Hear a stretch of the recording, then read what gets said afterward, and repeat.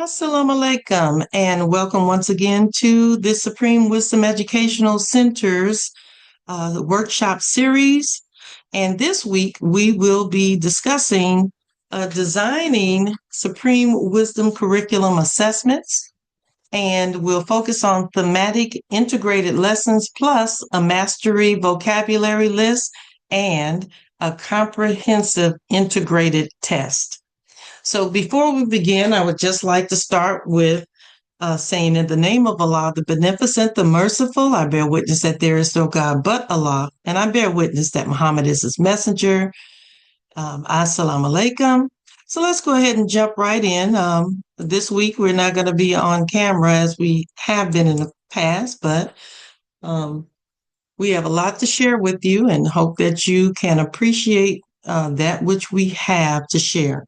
So by the end of this workshop, this presentation, participants will be able to, one, build an assessment system that is aligned to the theme, objective, and the 9-phase learning model that we have presented in the past from the Supreme Wisdom curriculum model, conceptual model. And so if you didn't get an opportunity to watch our previous workshops where we really deal with building this curriculum model and the whole concept of what is an integrated curriculum, what is a thematic curriculum. We really encourage you to go back and check out our videos. You can check them out either on our YouTube channel or you can go to this SWEC, SWEC store.com, and you can find the videos there. If you become a subscriber to our channel and get a membership, you will be able to get access to these videos. So let's go ahead and look at what else we'll talk about today. We're going to look at creating a master vocabulary list. And we're going to talk about the concept of spiraling across levels and blocks. What does that mean? We're going to draft a comprehensive integrated test blueprint across all of the schools of study. And once again, this is the concept of an integrated curriculum. So it's teaching across the curriculum, across the subjects. We're going to look at developing a rubrics, a scoring guide, and mastery thresholds and data review routines. So the agenda is as follows. We're going to look at assessment architecture, the why and the what. We're going to also look at alignment in terms of the themes, the objectives, and the evidences. We're going to look at the mastery vocabulary system, selecting, spiraling, and tracking, integrated test blueprint, domains. We're going to look at the weights, the item types. So when we're talking about constructing a test. Also, we are going to look at a rubrics. How do we grade the students? And how do we determine what is the mastery threshold for student learning? And then at the end, we'll have a session where if you are joining us as a school group or you're actually working as a homeschool teacher, you can do the practice on your own after the workshop is over, but we'll walk through or we'll go through what you do the practice and you actually go ahead and complete the activity. So that's building a mini blueprint plus vocabulary assessment set and then implementation. So administration plus the data cycle. So let's go ahead and jump right in. So assessment philosophy. We're taught by the Honorable Minister Louis Farrakhan, who is my teacher, that we should view the curriculum through the lens of the Supreme Wisdom. So that is the approach that we are looking at this curriculum through.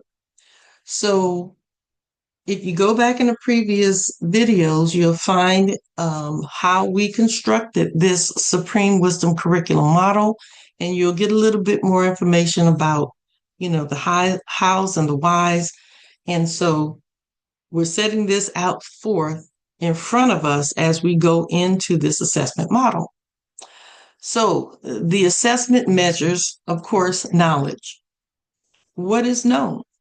What will the students learn and what will they know after they have learned it? The next thing that we're going to assess is their understanding. What did they comprehend? Of course, application, what is practice, transformation, okay? What is demonstrated in behavior, the choices and the output? Because this curriculum is not just a curriculum just to say that you've completed, 12 years or how many ever years of school and that you received a diploma, but this is a transcendental and transitional curriculum model into the kingdom of God. So we should see levels of transformation taking place as the student is learning the lesson. Also, we're going to look at how do you balance this system? How do you balance the assessment? So you have a diagnosis. And so when you're talking about the diagnostic part, this is the entry. And it is not meant to, it's not a punitive assessment, but it's just what do we know? Where are we starting? Where's the student starting in this learning process? And then, of course, we move into the formative stage. This occurs during the lesson. And then, of course, at the end, we will have a summative phase. And this summative phase is that, we're going to assess what it is that the student has learned in a form of some type of summative test or examination. And then, of course, what's even, a greater demonstration of what the student has learned is a performance-based or real-world evidence display. So assessment system map. So this assessment system map, we have the theme and essential questions. You always want to start off with a question. And if you think about how Master Fard Muhammad taught the early followers, he always started off with a question. That's what the lessons are. Who is the original man? The central questions. And that essential question also can serve as a theme. Who is the original man for a unit? Or it can serve as a theme for a lesson, or it can serve as a theme for an entire school year. So we always want to start off with that. And then we have our standards. What are the standards? And what are the targets? So in the Supreme Wisdom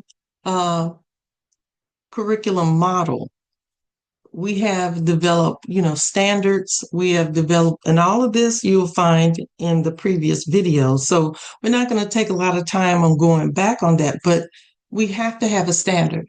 And we know that according to the lessons of Master Fard Muhammad, the standard is the Most Honorable Elijah Muhammad. He is the one who he took and made into himself. He's the first begotten of the dead. And of course, the Honorable Minister Louis Farrakhan is our standard because he has the mind of the Most Honorable Elijah Muhammad. And so we use these standards of what are we striving to be in quality, not necessarily quantity, because as we know that probably not one of us or all of us together can actually compare to the Most Honorable Elijah Muhammad and the Honorable Minister Louis Farrakhan's work. But in quality, we can take on these attributes that they display. And we can be able to exercise in those qualities within our capacity. So the next thing is learning experiences. And so we have 9 phases of learning experience, which you'll find those on a previous video. The evidence plan. What can the students produce? Next, the instruments that we will produce or the students will produce, such as quizzes, tasks, oral defenses, and written responses. And of course, how do you grade this? And you use a rubrics plus mastery learning. And lastly, data review. We take the information that we get from our assessments and we use them to either reteach or for enrichment purposes. So, of course, the Most Honorable Elijah Muhammad says, start with the end in mind. And so the evidence of mastery. So we're going to define the word mastery in 3 layers. Okay. So this way we can better understand what is mastery learning. So the first layer of mastery is core knowledge. And so this deals with facts, terms, and definitions. So the student should master the core knowledge. What are the facts? What are the terms? And how do you define these terms? What are the definitions? The language. And next we have reasoning. Now we have all of this information, but how do we apply it to reasoning? Can we explain it? Can we compare it? Can we justify it? And so that's what the students will, how we'll determine whether or not the students are reaching the level of mastery by these 3 layers and reasoning being the second. And then, of course, God creates. So the highest level of mastery is being able to create or some type of contribution. So that might be in building something, designing something, or demonstrating something. So the evidence should be observable, repeatable, and gradable. So here we have an alignment protocol. The theme leads to the objective, which leads to the items. So the theme, it anchors the unit.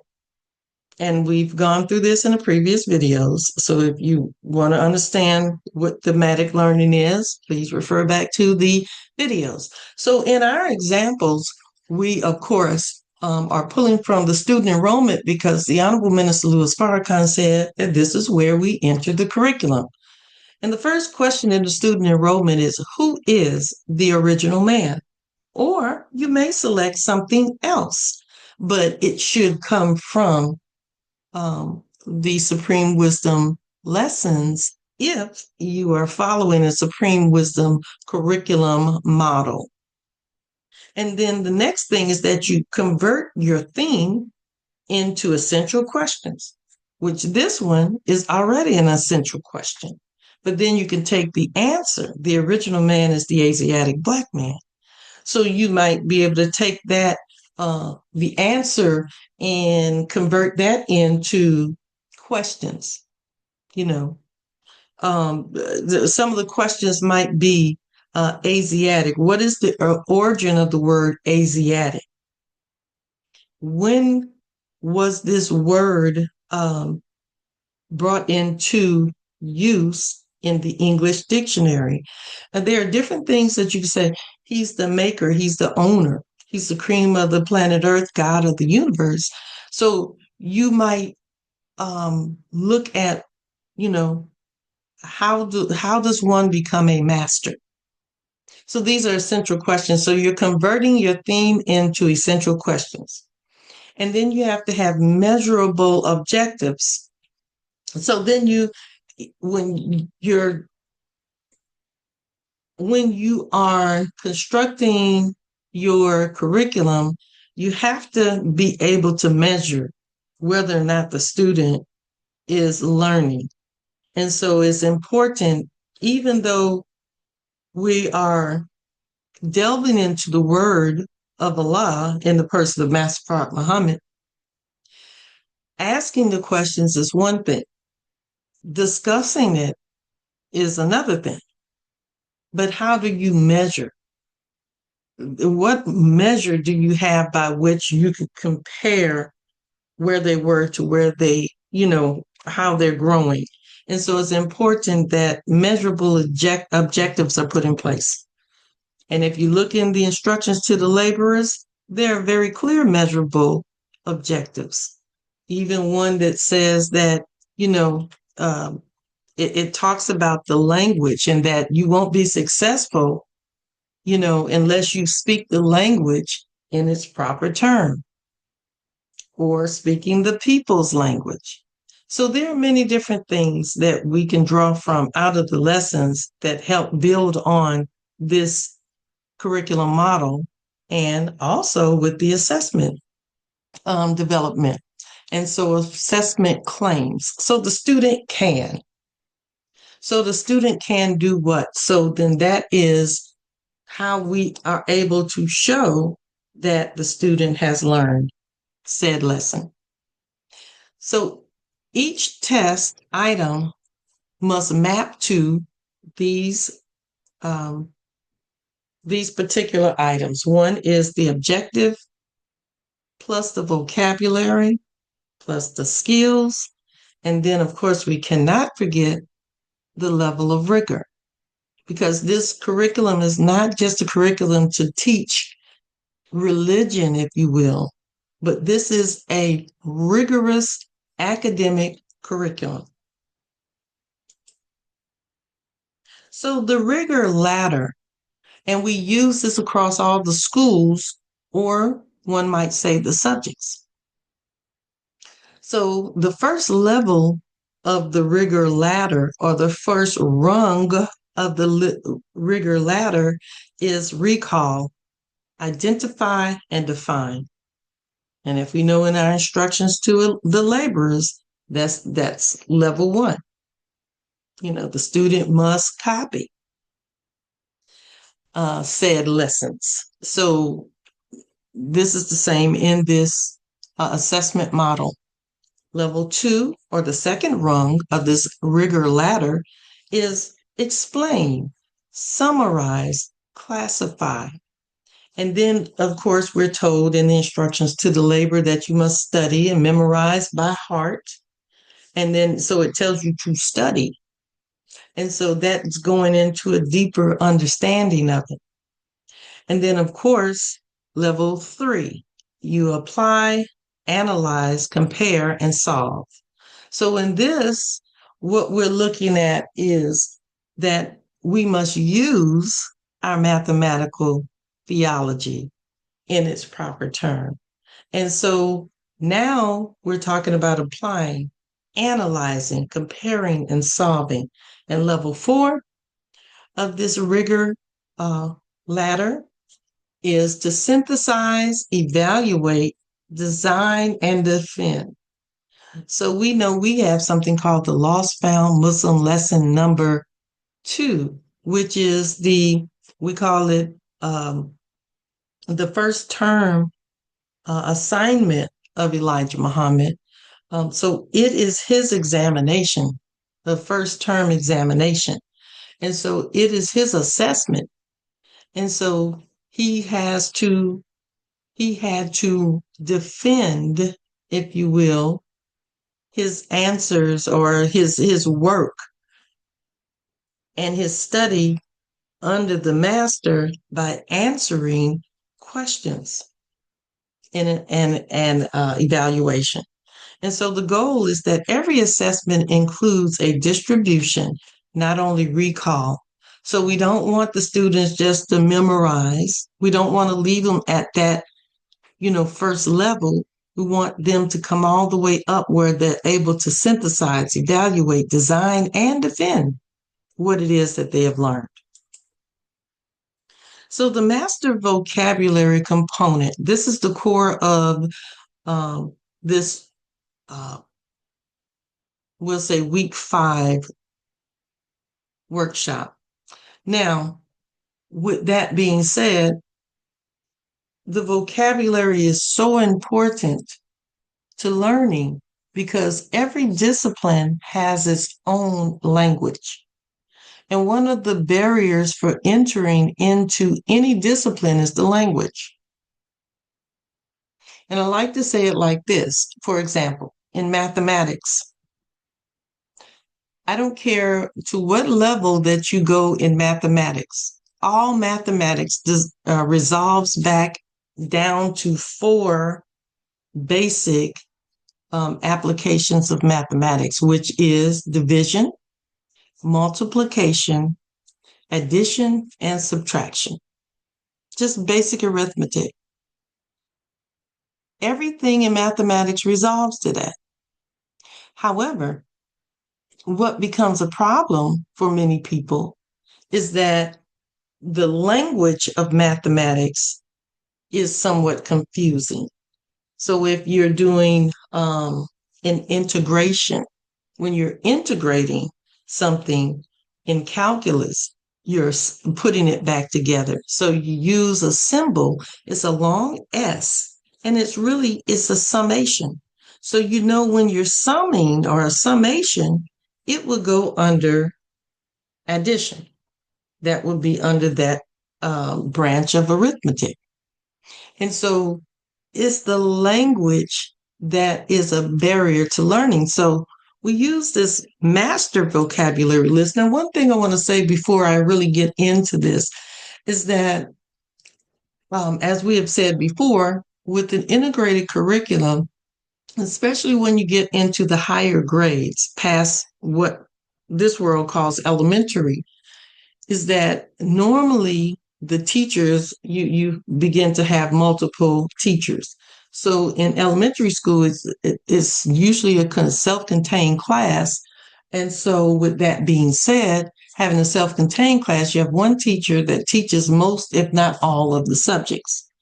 However, when you get into the higher grades, you start to differentiate. So we've talked about that in previous workshops where, in our model, we believe that all teachers should have a great command of all of the disciplines. And that's something to be discussed in another workshop. But nonetheless, so if you have a situation where you have multiple teachers that are teaching the same students, we're proposing in this model that instead of giving the students 7 different vocabulary lists, that the instructors, whenever they're designing their unit plans, they develop a master vocabulary list across the unit. And so this, of course, will be by grade, okay, or by band, which is something we'll talk about in just a second. And so all the teachers, all the instructors will contribute to one master vocabulary list across the grades. So a single controlled list for the thematic unit that serves all the schools of study. So if you're doing theological studies, you'll bring your terms from theological studies and put them in the list. So you develop a list. And if you're mathematical theology, you develop your list. If you're mathematic language, arts, and sciences, you develop your list. But then we bring the lists together and then we compile them. We look for any crossover because remember, we're all working on the same theme. So that might be who is the original man. But how does that relate to theological studies? How does that relate to mathematical theology? How does that relate to mathematic language, arts, and sciences, and sacred science, and true and proper history, and so on and so forth? And so you take your list, you compile them, and you condense them. And of course, if there are any words that are duplicated, you delete them. So this spirals across blocks and levels. And so we'll talk about what we mean about spiral in just a minute. And this single list drives the reading, the writing, speaking, and testing. So the vocabulary categories are anchor terms, terms that are related to the theme or defining words. The next one are power words, so such as academic, or we'll say academic verbs that really deal with analyzing and justifying. So those are the power words. And then we have the domain words that are specifically, I guess you could say, exclusive to whatever the subject or the school of study is. And then you have morphology families. So you got to learn, the students have to learn roots. They have to, and also understand affixes for decoding. So morphology families, teaching the students how to decode the terms will really give them insight into the language. So the master vocabulary selection rule. So select 20 to 40 total for a unit, adjusted by age band or level. And the criteria for selecting these 20 to 40 words, it should have high utility across the subjects. So in other words, across all of the 9 schools, the words that you choose, you should, as much as possible, these words should be applicable across all of the various schools of study, or if not all, most. And then they're essential for understanding the theme. So this is how you decide. So when all the teachers get together, all the instructors get together, and we bring together our master list, then we have, a discussion about which words do we want to keep, which ones do we think that are power words, or which ones do we think that are not necessarily necessary because they don't carry the weight across the curriculum as other words do. We also, the words that, this is another criteria, that appear repeatedly in the text and task. And lastly, they can be assessed through application, not only definition. So vocabulary spiraling by level and band or band. So band the list. So this is what we mean when we're talking about banding, is the various levels. So we have in the Supreme Wisdom Curriculum Model, we have K through 2, essentially, if you want to go by age group. And then that's also with level A.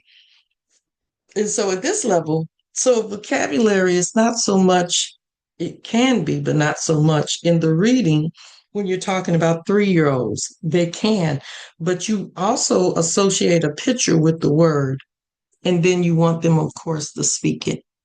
And then as we're moving on through the levels, we have level 3 through 5.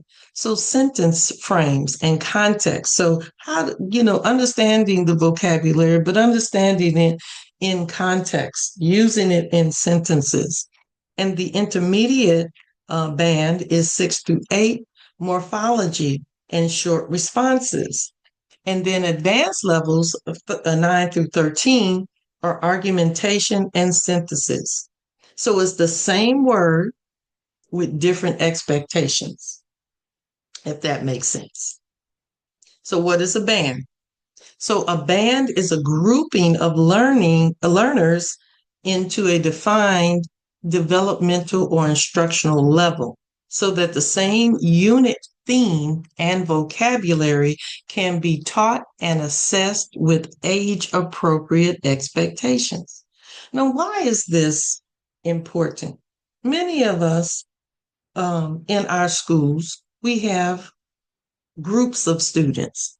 We may have, the early learners, or early or lower elementary. So we may have the 1st through the 3rd group together, and the 4th and 5th group together, and so on and so forth.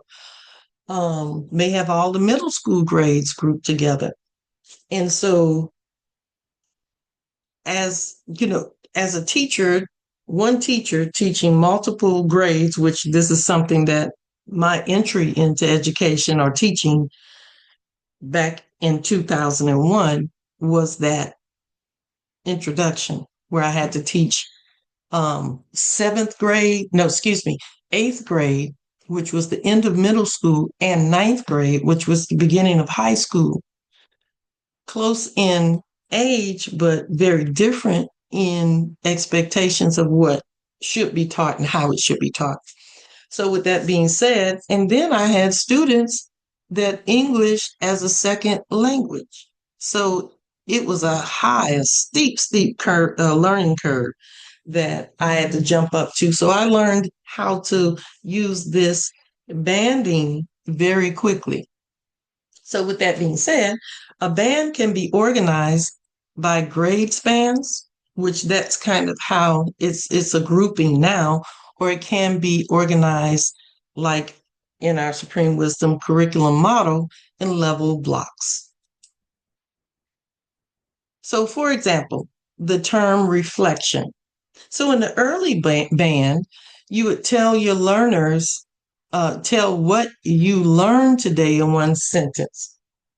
So you tell the children what you learned today, and tell me in one sentence. The middle band for the word reflection, because you're trying to get them to really understand and internalize what the word reflection means. And so in the middle band, you might say, explain what you learned today and why it matters. Same word. Whereas with the more advanced band, you may say, write a reflection that connects the theme across two domains and support a claim with evidence.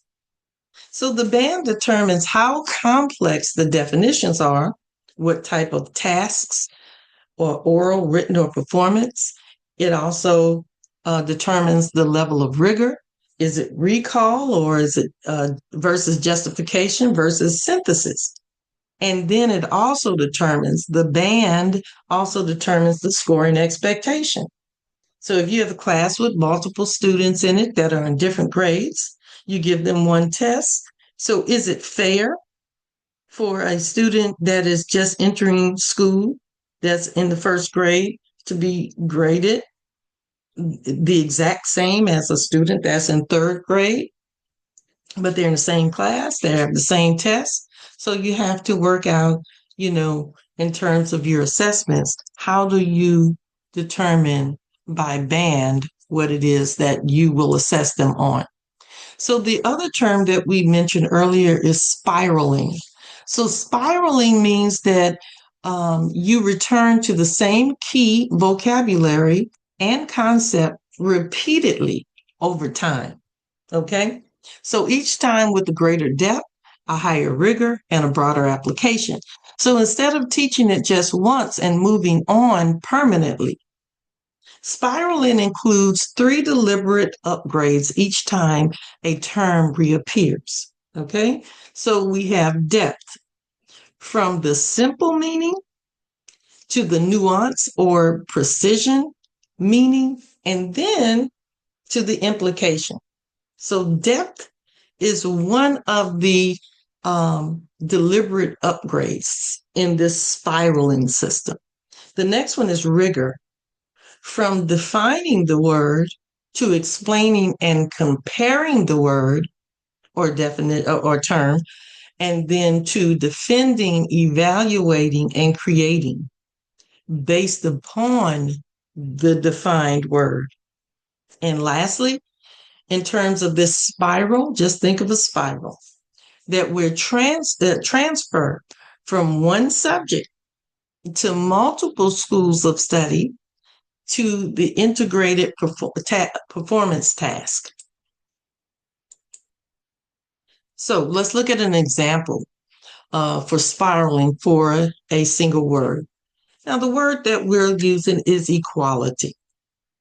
So the spiral number 1 is an intro, the introduction. So you're defining the word, pardon me for that typo with the extra E, defining the word equality plus simple examples.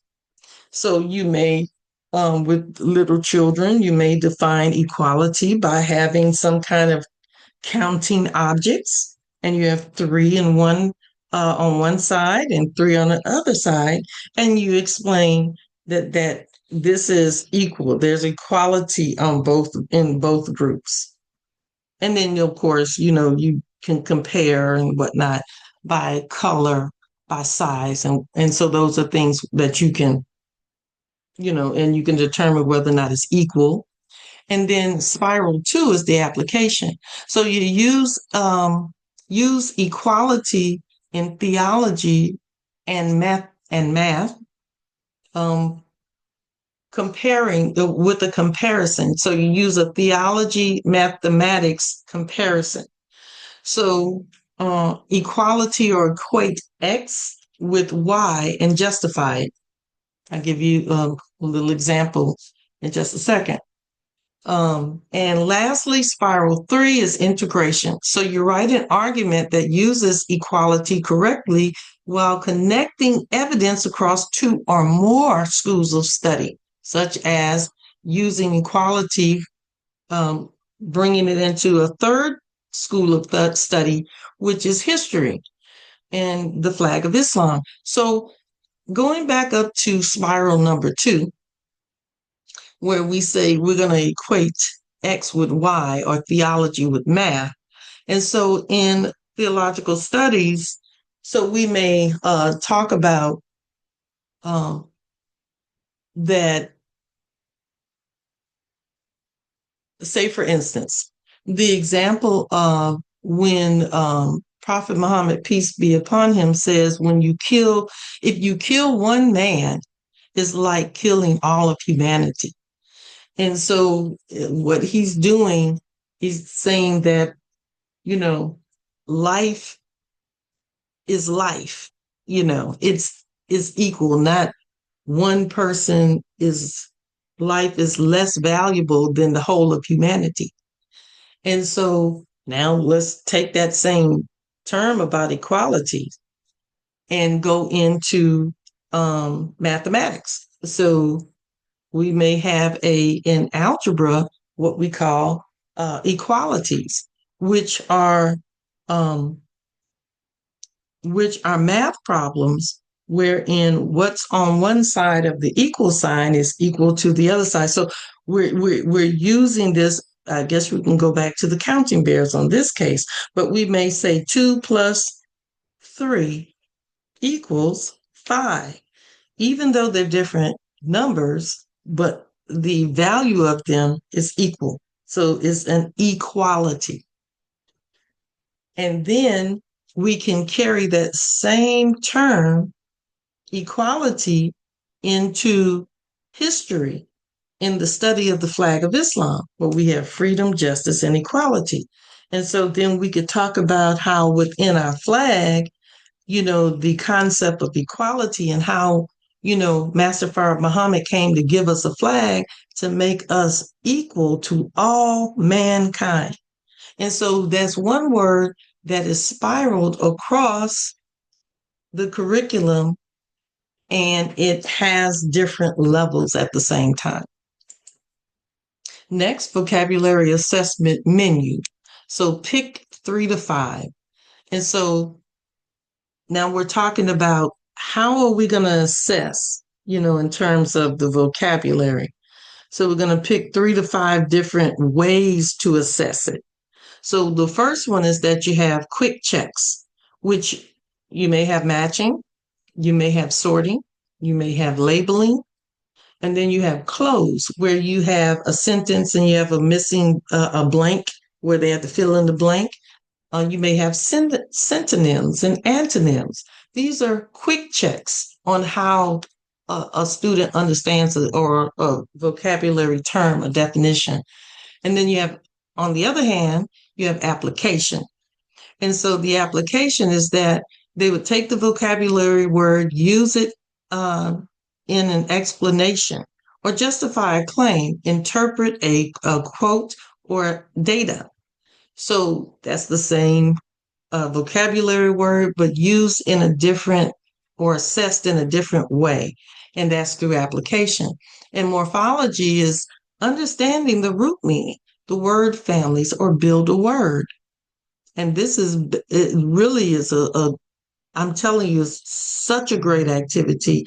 And me personally, as a teacher, whenever I assign vocabulary to my students, it was required for them not only to know the uh, how to spell the word, know the part of speech, be able to define the word, know the word origin, right?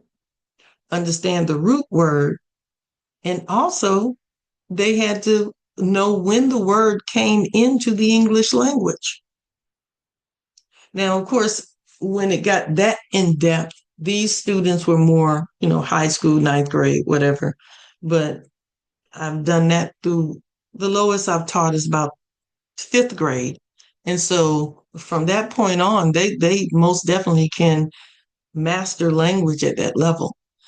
And so with that being said, when you teach like that, as the Honorable Minister Louis Farrakhan said, because he took Latin and took many other languages in the Romance languages, that he really learned the root of the English language. So he said basically he could take almost any word and deconstruct it to understand the root meaning, even if he didn't know exactly what it meant, like ology in morphology means the study of.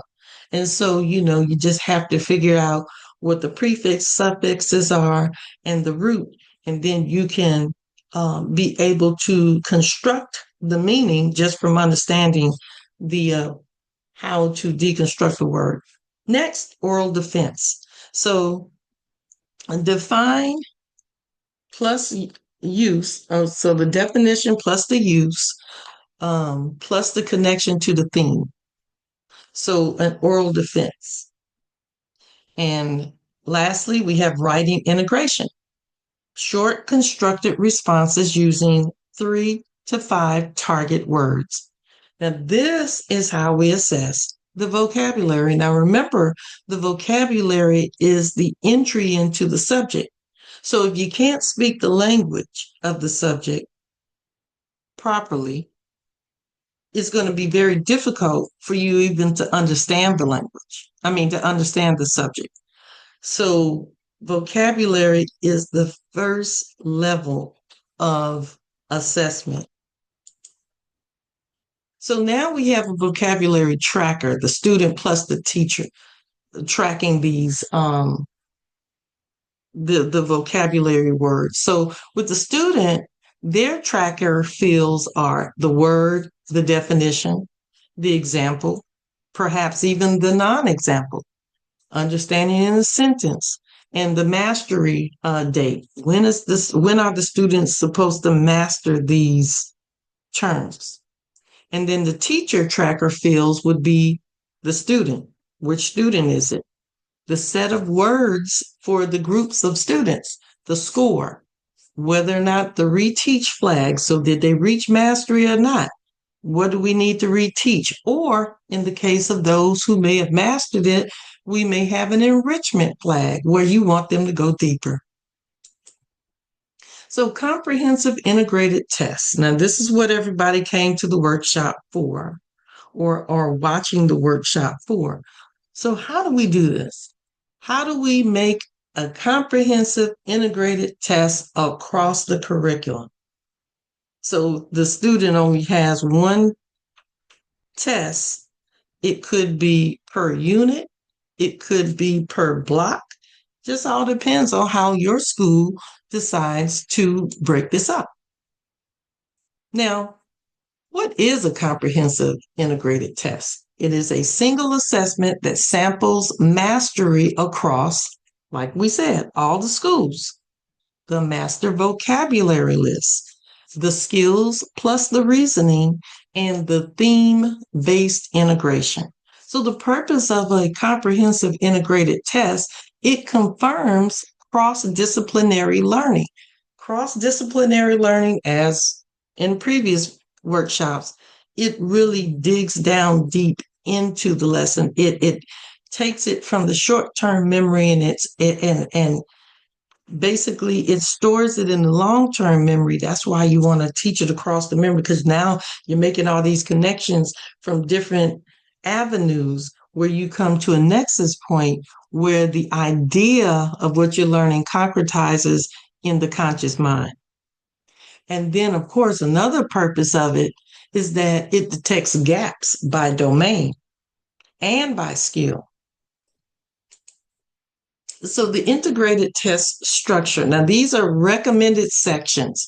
So what I'm saying here is that when you're constructing your integrated examination, that what you do is that you should divide it up in sections, and these are our recommended sections. So section A would be a master vocabulary core. And remember that these terms are coming from all of the instructors across all of the subjects into one master list for this integrated examination. Section B, cross-curricular reading and stimulus. Now, because we're under a theme, right, that in terms of reading language arts, we can pull this from all subjects, the reading. So we may have a reading on the history of something that was developed in science, the astrolabe. How about that? And so what we have in that reading comprehension, vocabulary, we may have writing prompts or something to that effect that go along with that. Comprehension, reading comprehension. Also, we have history in there, how the Muslims in the Arab world, or the Muslims, well, I'll say the Arab world, actually created the astrolabe, and that they used it for navigation. So then you can bring in your your geography with how they use the astrolabe to be able to travel on the ocean and in the seas by using that technology at the time. And so you have science here, you have history, you have technology, but you're doing it from the standpoint of cross-curricular reading. And so with that being said, that's section B. Section C is the 9 schools of study domain block, or if you don't have this particular curriculum, it will be all the schools of study that you'll have many subtests. So instead of having one big math test, you may take not sample, but you may take one of each kind of math problem, and that will be on the test, right? And then you may take something in science, whatever you're studying. Is it biology? Because who is the original man? Of course, you can study biology, you can study genetics, just depending on your band, right? At what level the student is at, as to how they're entering into science as it relates to who is the original man. So what you can do is that you would put, depending on the band, you would put your science section of the assessment there, and so on and so forth, right?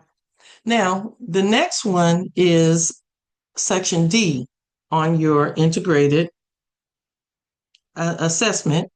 You would have section D. Now, these are recommended.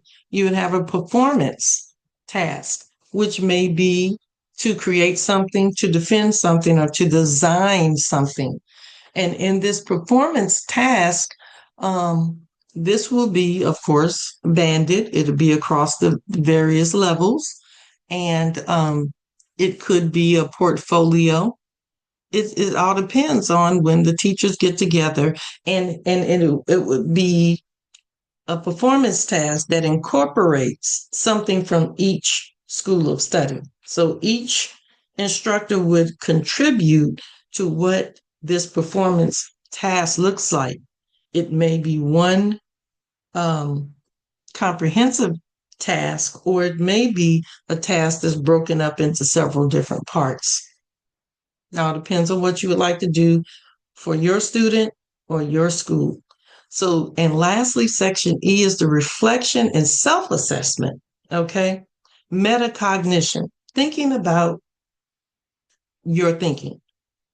Okay. So self reflection.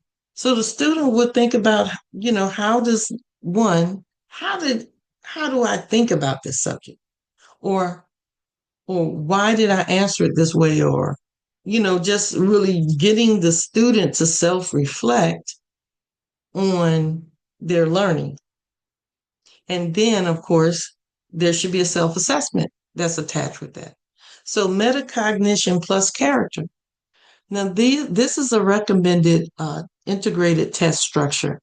And I think that it would be very great. I've used it before, teaching across, taught really. Now I have to go back and I have to revise what I just said earlier about the youngest grade being in fifth grade. I did teach for 2 years at a school online, all of the grades, and I used the integrated curriculum to teach them. Very interesting. And that was well before we had distant learning like we do now. That was back in 2013. So now let's look at this test blueprint. Now, we said all of that, what we said, right?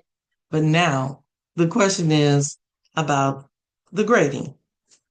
So here are the weights and the item counts recommended. So we recommend that the core vocabulary would weigh as 15% of the overall test score. And then the cross-curricular stimulus or reasoning would also weigh about 15% of the overall score. Whereas the 9 domains collectively, okay, or whatever your subjects are that you're teaching collectively, they weigh 50% of the overall score, which is approximately about 5 to 7% apiece. So then we have the performance tasks that will weigh 15%. And then, of course, your reflection will weigh 5% of your overall unit integrated test. Well, it may not be a unit test. It could be a lesson assessment as well. So keep the item types mixed.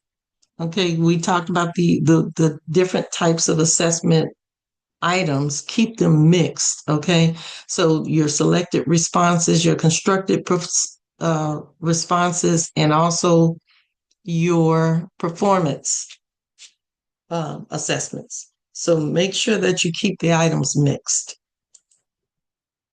So the domain maps of the 9 schools of study.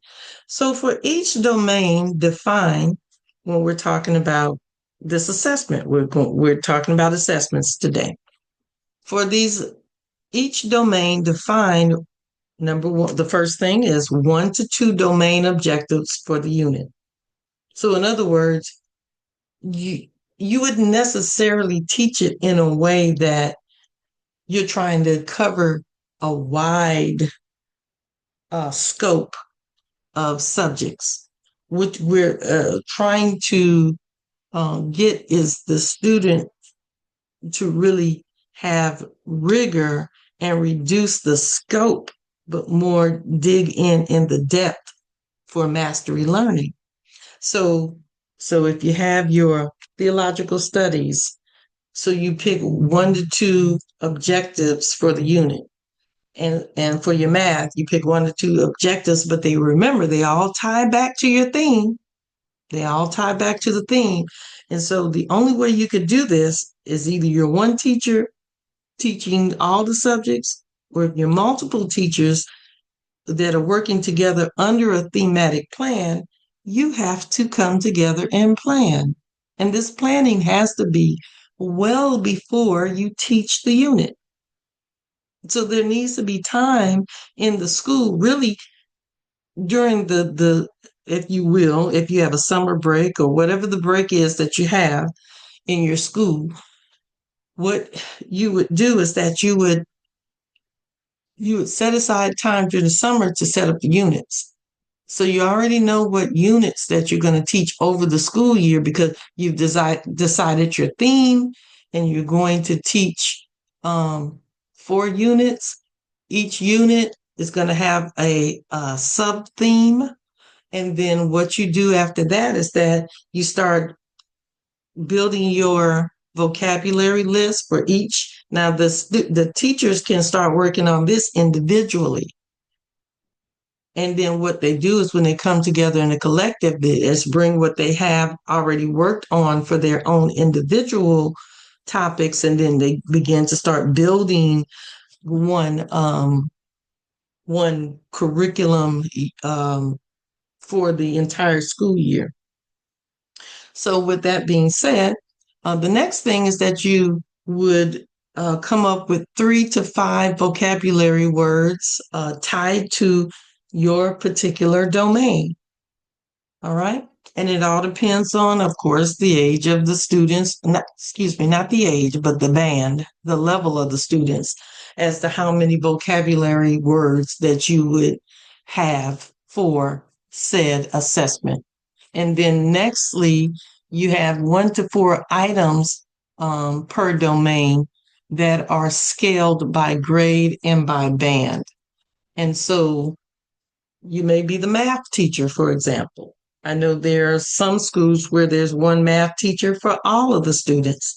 And so you come up with some items that you want to teach per domain. So you have certain things, addition and subtraction for the 3-year-olds or the 4-year-olds. And then you may have, pre-algebra for the 5th graders. And so, but it's going to be taught under the same theme, but you have to come up with 2 to 4 items per domain, and it's scaled by band or by grade. Now let's look here at the domain map of the 9 schools of study. So the example domain promotes. Now these schools of study we've already talked about before. This is in the Supreme Wisdom curriculum model that we at the Supreme Wisdom Educational Center have developed. And these schools of study are theological studies, mathematical theology, mathematic language arts and sciences, true and proper history, sacred science, how to eat and think to live, self-improvement, nation building skills in arts, culture, and general civilization. So in this domain map, this example, we have theological studies. So what we will look at, we said we would have 2 to 4 items. So we'll have meaning and interpretation. With mathematical theology, we may have patterns, proofs, and symbolic logic. Mathematic language arts, we'll have reading, writing, plus scientific reading. True and proper history, we may look at chronology, causation, and sourcing. With sacred science, we have observation, claim, evidence, reasoning, how to eat and think to live, decision-making, and health literacy. Self-improvement, self-analysis, and self-correction. Nation-building skills, civic and industrial application and planning. Arts, culture, and general civilization, we may have expression, critique, and civilization contributions. So, item type banks. Item type bank. So, aligned to rigor. So, we have selected responses. And so this is an efficient coverage in terms of if you're designing your assessment, and these are the types of items that you will use to design your assessment. One of them is selected responses. It's an efficient way to cover your assessment. Then you have short constructed responses explaining reasoning. Well, this one is maybe not as efficient because what? You have to read the answers. So it takes a little bit more time to be able to assess it. Now, mind you, now if you have multiple instructors that have constructed this test or this assignment, maybe it doesn't take as much time. Extended responses, which are they have argument and evidence, which takes even more time because you have to identify whether or not, they have made a clear argument and whether or not their evidence supports the argument. And task performance. So there has to be a product and there has to be a presentation. So then you have, the product, you have to have a rubrics for both, what is the expectation of the product and how will you determine the grade by quality points and the presentation as well. And then lastly, the oral defense, and that's especially for more advanced bands. Essentially, you could say if you created something, be it an item or be it a thesis, you can look at the oral defense almost like every time defending a dissertation. And of course, it teaches students how to public speak, the art of debate, and whatnot. So the performance task design, the capstone. So the performance task must include a real a real output or an artifact. So it must include something tangible. Okay. The next, a defense, an oral or written rationale. You have to defend it. And then vocabulary integration requirement. So depending on the band, that will determine how many of your vocabulary words are required to be integrated within your presentation so that, you meet or the student meets the required minimum of vocabulary integration within their performance tasks. Now we have the rubrics aligned to mastery targets. Our examples are having the rubrics or the grading criteria aligned to mastery targets. Examples may be create a one-page student enrollment concept map. So the student, well, that's self-explanatory, but it has is connecting across the theme or connecting the theme across 5 domains. So we may tell you to take the question, who is the original man, right? And not integrated, but connected across 5 different domains or 5 different schools of study. And you're mapping, you're doing a concept map. And then another example might be write and defend a claim using evidence from text, data, and vocabulary targets. So we might say, or one may say in this assessment, prove that the Asiatic Black man is the original man. And so they would have to write a defense for that thesis. And so they would use, of course, you would have them integrate so many of their vocabulary words into that paper. And so I hope that we can see how teaching from this method, one, it allows you to go deep into whatever you're studying. It also, it collapses, all this empty space within a school day, within a curriculum, where every if the curriculum were a sphere, every part of the sphere is being covered. And so hopefully that we understand why this teaching methodology, you know, is really the best way in order to teach, especially our school children in our schools, because the Most Honorable Elijah Muhammad and the Honorable Minister Louis Farrakhan did not think that we should be in school all day, that the school day should only be about 4 hours a day. And during the time of Master Prophet Muhammad, it was 4 days a week. So how do you cover all of those subjects with the student getting rigor and depth with spending 4 to 16 hours at school, in the school building, so to speak?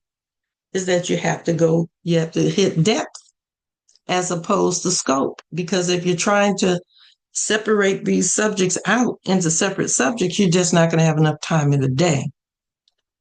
So we're moving to a new educational paradigm. So let's look at the rubrics scoring. Oh, pardon me. Let me go back.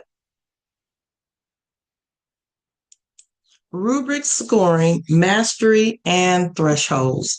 Now we're coming to a close in just a second. So the rubrics here, we have one tool, right? One assessment with many uses. And so this rubrics is a tool to assess our assessment instrument. And we can use a 4-level rubrics language, which 1 through 4 are the grading standards. And then it for language, and when we may have the number 4 may equate with exemplary. And that is when the student is able to synthesize and transfer, the language. And then we have proficiency, where they meet the standard.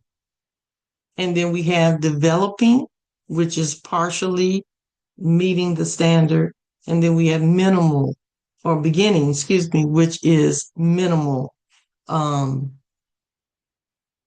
minimal effort, if you will, to be able to reach the standard, or minimal ability to be able to reach the standard. So scoring by criteria. Now we're scoring by language. That's the language. And that's how we would explain that. But we could score by criteria, which would be by accuracy. If they are writing a defense of something, how accurate are they in writing their defense? With working mathematics, how accurate is the answer? We also can look at evidence and reasoning. Once again, going back to defending an argument. Vocabulary usage. How well are they able to articulate themselves in writing and also orally? Organization and clarity. What's the quality of their work? And application and transfer. So those are some of the rubrics, criteria, and language that we can use in order to develop a rubrics. Now let's look at this idea of mastery thresholds plus reassessment rules. So suggested thresholds. Now this is customized. It may be one thing in your school and maybe something in another school. But here, what we're going to use, this is suggested, that for vocabulary, that 80% will be considered proficient if they are able to master the vocabulary to 80%. Now, some may want a higher threshold. And this is a little bit different as opposed to looking at a letter grade per se. They're looking at more of, proficiency or mastery learning. And so the domain blocks, which are your subjects, You may say 75 to 85%, depending on the level of rigor. So if you're doing calculus, you know, it's a higher rigor. So the threshold may be just a little bit lower than it would be if you're doing addition or maybe multiplication, in which that may be at 85%. And so performance tasks.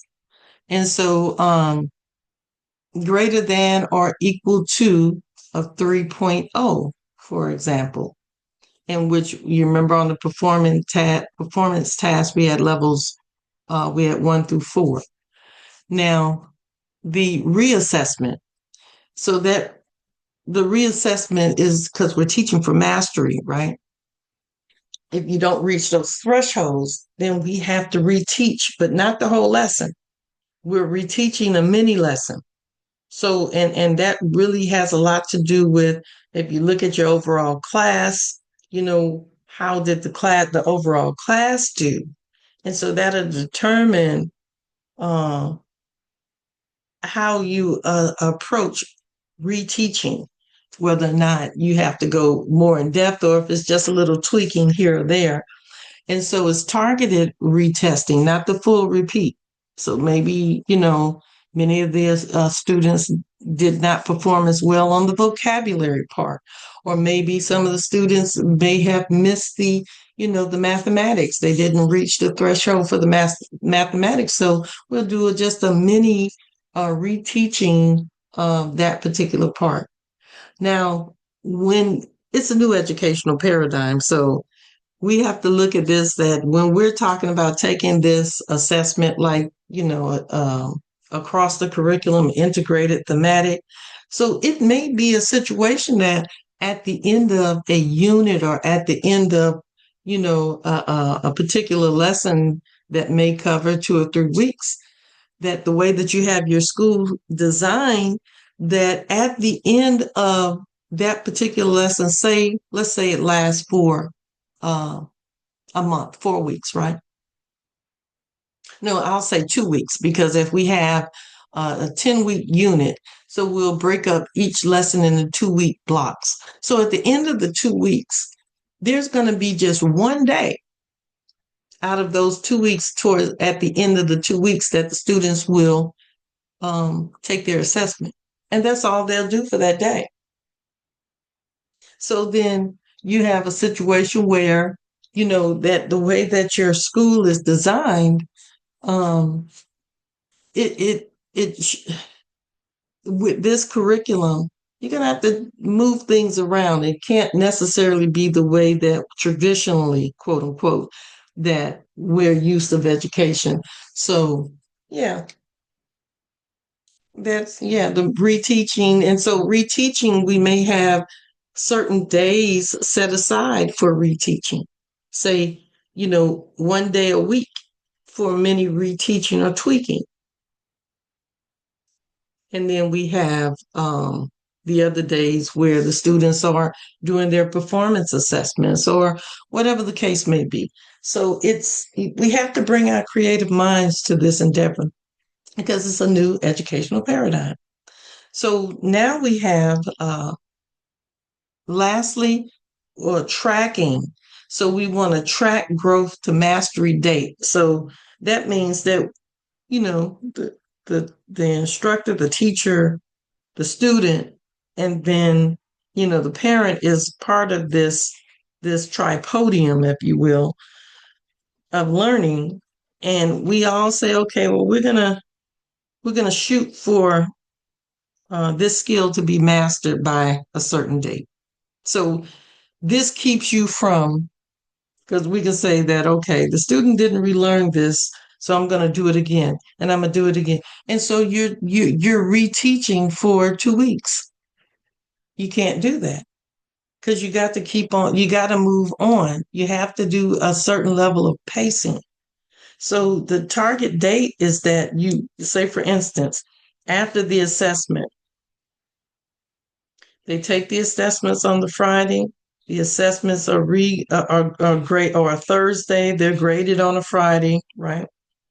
And then so we determine what the student is, did not master. So perhaps when they come back on that Monday or that Tuesday, that'll be the reteaching time and the retesting time, if you will. But it won't go beyond the first week of the next lesson. So that way you can keep your pacing moving forward.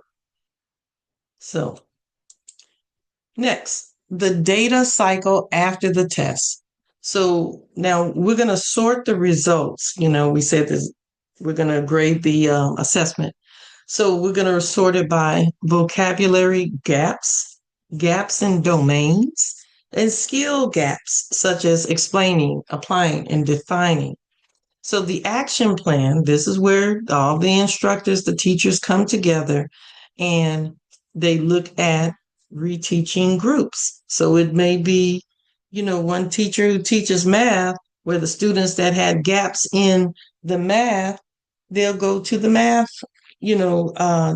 group or the vocabulary group, or some may, as the next one says, go to independent practice, and those who may have mastered it, they're going to the enrichment group. Wouldn't that be a wonderful educational paradigm where everybody's getting what they need and for real, no child is left behind? So let's go ahead and move on because we don't want to stay on here too much longer, but document in assessment, reflection, and action log. So we should have the instructors should have a assessment, reflection, and action log where they can log all of this based upon the sorted data that we pull from, extracted from the assessment for each student. So in conclusion, this is what we want you to do. And we're not going to do the activities here, but we want you to do them at your own pace and outside of this workshop. So the first activity is to build your assessment blueprint. Now, on the Supreme Wisdom Educational Center, we will soon be uploading a assessment blueprint template that you can purchase. And so we encourage you to go to the Supreme Wisdom or the SWEC store, SWEC store.com, and see what educational materials that you might be able to get there. We are constantly growing and building our teaching materials so that they can mirror the Supreme Wisdom curriculum model.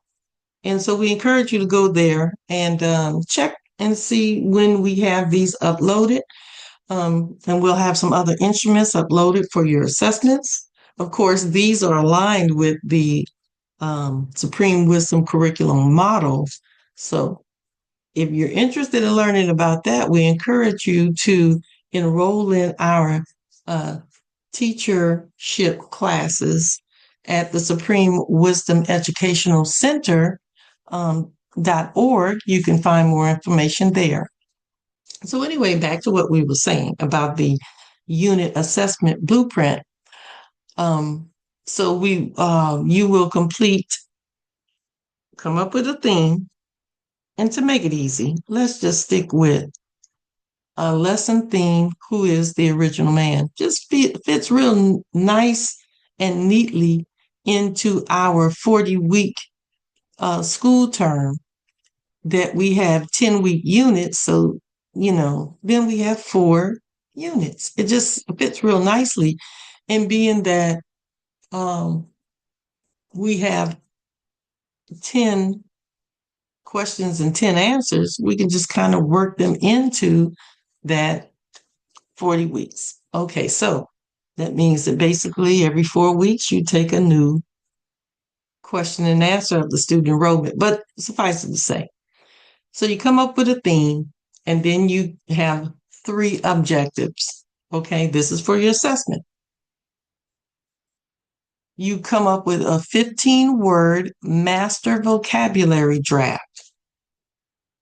You also complete 1 domain mini block, like in the example, 1 to 4 items, and then a performance task prompt with plus the CUBE rubrics criteria. And then if you're in the school and you're looking at this, then the next thing would be to share out and collaborate. Now, this is an activity. Take about 10 minutes to share out what you have come up with other teachers in your school. And then you're going to compare the blueprint using a checklist. And then you're going to, we would look at the other teacher's blueprint, and then you would say, is this aligned? Is the alignment type? Is what they produce in alignment with the theme? Is the vocabulary accessible? Is the rigor balanced? Is the rubrics clear? And is it feasible administration? Is it practical? Can you practically teach this lesson? So then the implementation checklist for the teachers and administration, so that it's teacher and administration ready, of course, you have to have your materials, right? Your stimulus, your copies, your devices. You need your timing plan by section. You need your accommodation plan. You need your integrity plan, so your proctoring, your versioning, and your seating. So if you have multiple students in class, so you have different versions of a test in one classroom, and you may, want to make sure that your seating is varied where they're not necessarily together, but it's integrity. And in our schools, what? We don't cheat. Okay, so now we have our scoring workflow. That's how I know it's time for us to go ahead and finish this workshop for today. So we have our rubrics, our key, and then we have moderation.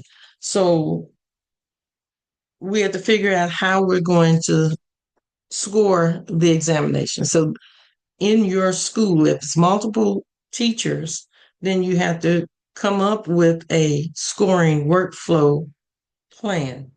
You're going to use your rubrics for this. You're going to have a key for those particular questions. And, say, for instance, how the moderation, how are you going to constructed responses, and how are you going to determine those things? And then, of course, data meeting date scheduled. So how are you going to get, which is one of the big issues for me as both a teacher and an administrator, is that grading. It takes so much time to grade, and when I grade, I'm so meticulous in my grading that it takes me a long time, but they have to figure out how to get the data, or how to get the assessments graded and get them to the administration in a timely manner. So the deliverables for this activity would be a master vocabulary list where all of the teachers, if you're in a school, put together your list. If you're just one person working with one group of students, you would have a master vocabulary list across the curriculum. Vocabulary assessment. So you want to have a minimum of 10 items or 2 short tasks. Then you want to have a comprehensive integrated test blueprint in the form of a table, right?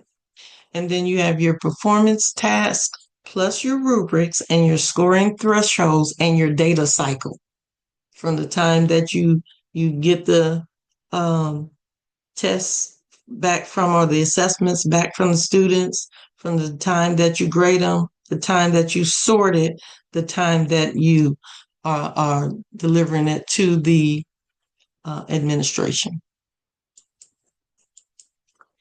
And lastly, you would ask yourself these questions. Well, almost lastly. What will mastery look like in your students' work? Okay. Which domains are the weakest and why? See, we're starting to look at the gaps, and we can assess if we can tweak whether or not it's the student that may need more or reteaching, or whether or not the teacher may need to reevaluate how they're presenting the material to get the best out of the student, best performance out of the student. Which vocabulary words are most transferable? And then next, what will you reteach first? So last slide, the next workshop preview. So the next workshop, we're going to be talking about using the assessment data, right, to differentiate instructions. So building remediation and enrichment pathways by level.